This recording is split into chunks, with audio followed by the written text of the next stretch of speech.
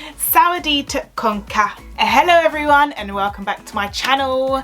In today's video, I am going through 5 ways you can easily and cheaply, and by cheaply I mean free, practice your Thai reading. These are all things that I do.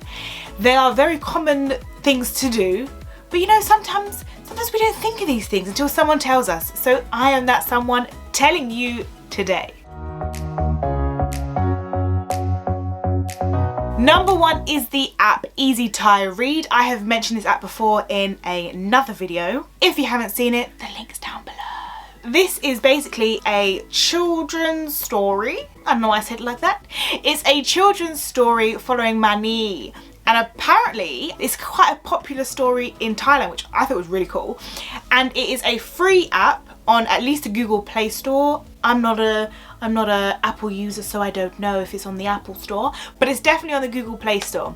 And it is very easy sentences. It is designed for a child, perfect for beginners, and it's basically going through Mani's story where she is going to, I believe it's a friend's house, and there's like loads of things happen at the house, and you're learning very simple words like hand, hold, come, go, all of the fundamentals. So it's free, it's entertaining, and then at the end of each chapter there's like a mini quiz so that you sort of get tested on your understanding of what you've just read and heard, because there's also the feature to have them read it to you.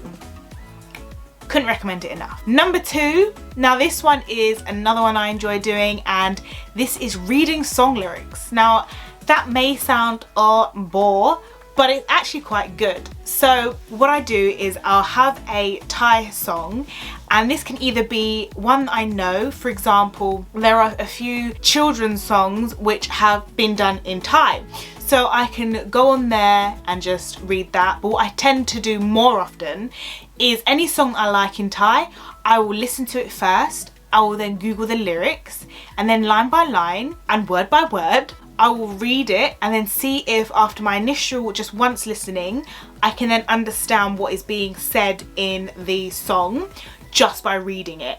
And then any words I don't know, I'll then go on Google, or I'll use like a online dictionary to try and figure out the meaning, and then I'll sit there and use that word in a sentence. And I'll be literally sit there, like for example, let's say the word is I cannot think, my mind has gone blank. The word brilliant. So I'll be like, oh, kun brilliant ka, tamai. And I'll do that with each new word until it gets in. And it's also a great way to start picking up the letters, the word, and start to quickly recognize them. Number 3 is use Hellotalk.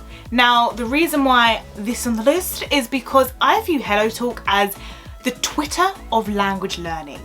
The reason why is it's very different from Tandem, which was very more structured, whereas Hellotalk, there's people writing in their target language, and so for me, my feed is full of Thai, and it's people writing in Thai, not sort of questions about Thai in English, but it's literal Thai script. So I'm having to read this, and of course you can translate it, but I quite enjoy just trying to figure out what they're saying and then translating it to see how far or close I was. This is a great free way to really try and pick up on those reading skills, because you've got an easy way of checking if you're right or wrong, but you've also got an easy way to connect with new people and to see what they're saying and reply to them in real time with your own Thai. And then people will help you if you get something wrong, they'll correct you, and you can learn that way. And I've said before, I learn more from my failures than I do my successes. I don't know, I've got 5 up. Number 4 is YouTube. And not just necessarily YouTube, but I find YouTube amazing when it comes to Thai dramas. I mean, there's so many on there.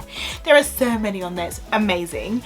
But one thing you can do is you find your drama, your film, whatever it may be, even interview, you get those Thai subtitles on, you take the sound off. So now you've only got the Thai. As they speak, say a sentence, pause.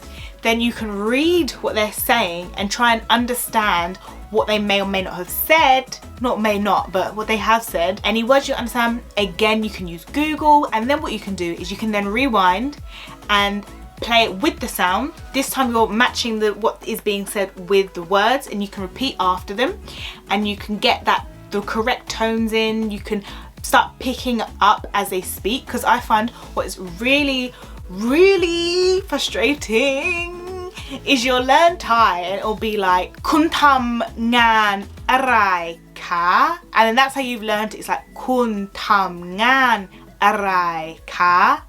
And then you'll watch like an interview or a film or a TV show, and then they'll be like pi tam ngan arai ka, and you're like, huh? Huh? Because they're not saying arai, it's like alai, and you're like, what's a lie? I've never learnt this word. Who's telling lies? But really, it's just because you've been taught, or you're used to hearing it the kind of quote unquote Queen's English, but Thai. And so when you're hearing how it's actually spoken in full speed, your brain's like, we do not understand. So that's why it's quite good to not only read the subtitles, but then to also hear how they're saying it. My final and fifth one is use friends and social media. So with my friends, if I'm speaking with them and there's anything I don't understand, I'm like, please write that. They'll write to me in Thai and I can read the Thai. And then on social media, I don't translate the captions. I follow a few Thai actors and friends on Instagram. So of course they're gonna have Thai in their caption, and I try to avoid translations as much as possible because I really want to try and learn how to read and understand what they're saying. So what I do is I will read it, I'll be like, oh, okay, I've got a general gist of what you're saying, and then I'll translate it to just double check my own understanding, to see where I fell short, to see what I did get and didn't get, all of that good stuff. So on Facebook, I follow I'm part of a few Thai groups, and there are Thai news articles, and it'll all be in Thai. So when it pops up on my feed, I'll like have a quick go at trying to read as much as possible without having to press the translate button. And yes, it's very, very, very small, minor things, but it does all add up. The more you do it, the better you'll get. Those are my top 5 tips for free, quick, easy ways to practice Thai reading. Hope these help you.